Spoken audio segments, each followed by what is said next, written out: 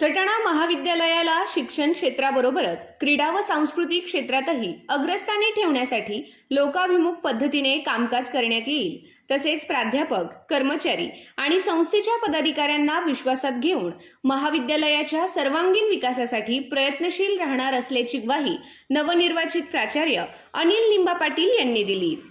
महाविद्यालयाच्या प्राचार्य पदाची सूत्रे स्वीकारल्यानंतर आयोजित पदग्रहण समारंभात ते बोलत होते।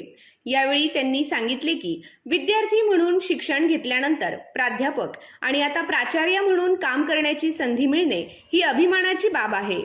संस्थेच्या पदाधिकाऱ्यांनी माझ्यावर दाखविलेला विश्वास सार्थ ठरवण्यासाठी मी पूर्ण क्षमतेने कार्य करणार आहे। महाविद्यालयात स्पर्धा परीक्षा केंद्र, क्रीडांगण तसेच उच्च शिक्षणाच्या विविध सुविधा उपलब्ध आहेत। या सुविधांचा अधिक प्रभावीपणे विस्तार करून विद्यार्थ्यांना दर्जेदार शिक्षण व सर्वांगीण विकासाच्या संधी उपलब्ध करून दिल्या जातील।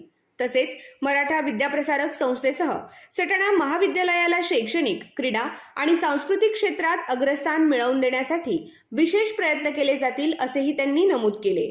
यावेळी लोकनियुक्त नगराध्यक्ष हर्षदा पाटील, विक्रीकर उपायुक्त अविनाश भामरे, माजी उपप्राचार्य शांताराम गुंजाळ, माजी मुख्याध्यापक विनायक पच्छाव, शिक्षक नेते देविदास पवार, माजी विद्यार्थी देवेंद्र वाघ, सचिन भामरे, शिवसेना गटनेते राहुल पाटील, भाजपा गटनेते चेतन रौंदळ, सभापती भूषण सोनवणे, सभापती चेतन मोरे, नगरसेवक विलास दंडगवाळ, नगरसेवक मयूर सोनवणे, सामाजिक कार्यकर्ते पोपटराव बच्छाव, प्राध्यापक अमित निकम, मनोज जाधव यांच्यासह महाविद्यालयाचे प्राध्यापक, कर्मचारी व मान्यवर उपस्थित होते।